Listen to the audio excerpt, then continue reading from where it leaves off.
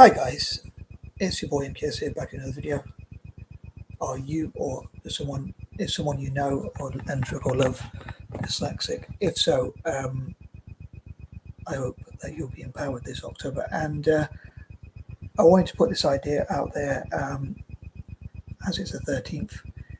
Technically, I've left it quite late in the day, and I was covering videos about AC Milan. But I would love for dyslexics. I'm going to call it the Dyslexia or Dyslexic Halloween Challenge on Facebook. I think I called it Dyslexia, and on YouTube Dyslexic, or vice versa, something like that. Anyway, there's only one letter difference, but anyway, I'll try and get to the point. Sorry.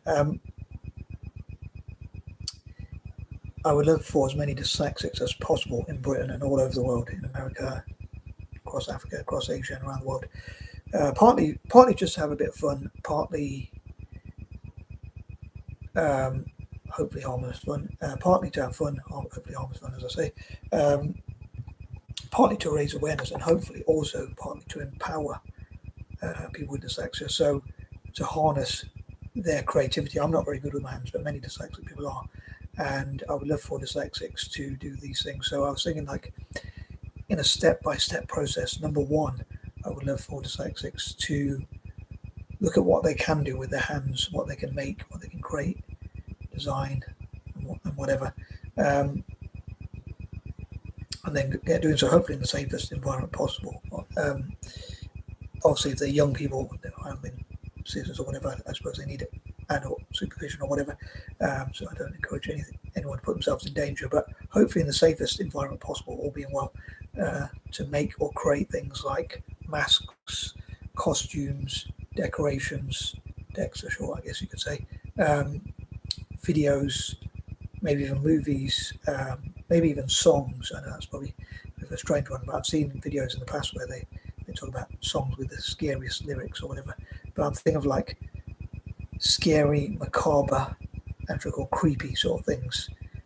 Actually, I'd like to say in this order: scary, creepy, and macabre sort of things. Or basically Halloweeny stuff, I guess, to put it simply.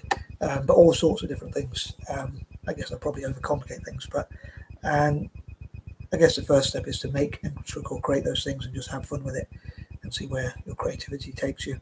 Dyslexia and creativity. And the second thing would be to then hopefully share those things on your Facebook, YouTube, TikTok, all your socials, and on videos like this, especially on this video, and possibly some other videos, but especially this one in particular, and on my timeline. I was actually going to post it on my timeline, but I thought I'd make a video and try and get a nice short quick video, he says, talking about myself in the third person. But yeah, so I think that's the steps.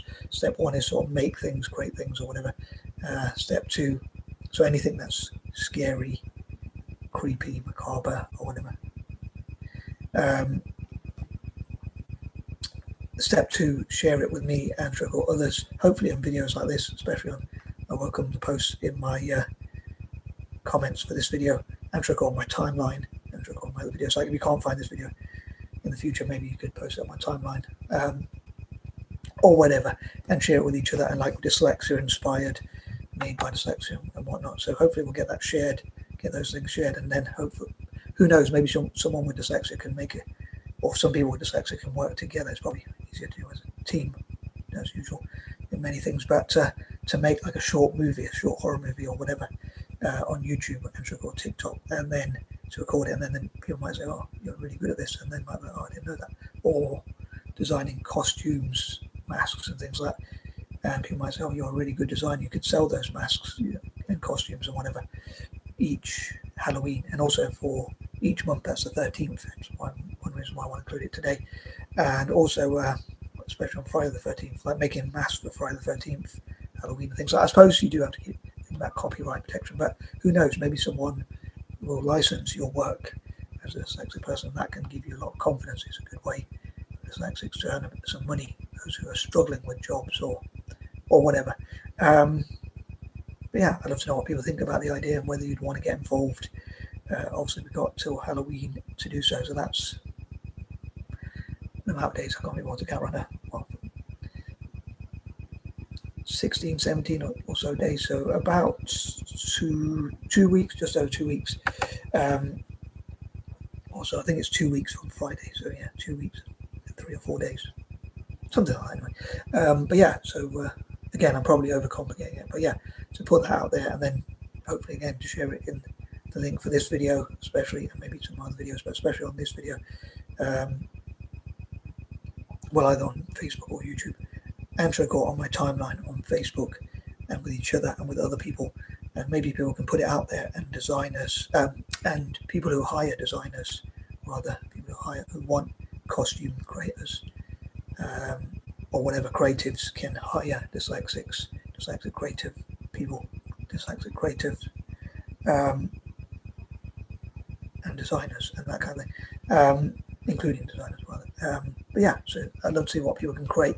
And also I was thinking like the theme of Halloween could be like scary, creepy, macabre and all that kind of thing, but maybe some people might want to turn Halloween on its head and say, actually, like say if you're religious or whatever, or you just want to put some light out there, maybe you want to put, instead of the darkness, you might want to put some light. So instead of macabre, instead of scary, creepy, macabre, or whatever, and that kind of thing, you might want to do the opposite. But I'd love to know what people think and what people come up with. And again, it's hopefully it's a bit of hopefully harmless fun.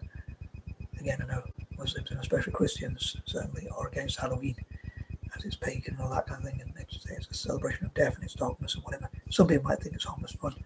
Some people say you shouldn't do it and all that kind of thing. But I'm a bit of a rebel. But I hope people stay safe out there anyway, whether you're dyslexic or not. But yeah, I hope it will empower people who need that help. So even like, especially young people, hopefully in a safe environment, maybe being accompanied by adults or whatever, like their parents or uncles or aunts, or just in a safe environment. Obviously, please consider health and safety if you do so. I mean, I'm thinking like, especially young people might not want to be. I'm failing at my initiative of keeping this under 10 minutes, I think, but young people might not. I know. I mean, even now, I'm a bit rebellious, or very rebellious, but young people might not want their parents or even older people generally to. But maybe you need to consider that, like handling anything that's potentially dangerous. So please consider health and safety, obviously. But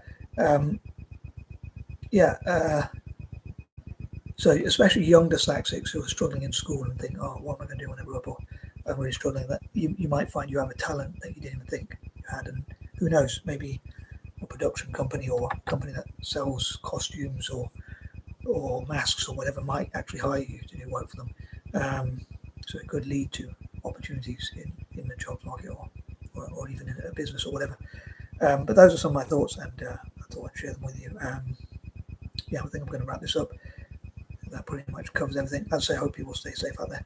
And yeah, please let me know what you think about the idea. How can people make sure they stay safe while they do it, and what sort of things can people create? And again, some people might want to create something the opposite side of the spectrum. They might say, I want to create something that's about light and love and positivity, joy, hope, peace, and all that kind of stuff, which the world needs right now. But I thought, again, it'd be a bit of harmless one, and hopefully we'll raise awareness and empower people. I asked someone once about dyslexics making horror movies together, and maybe even thrillers or whatever, and he said, would those horrors be about being dyslexic and the experiences or whatever? But I didn't really think about that. Maybe that could be something.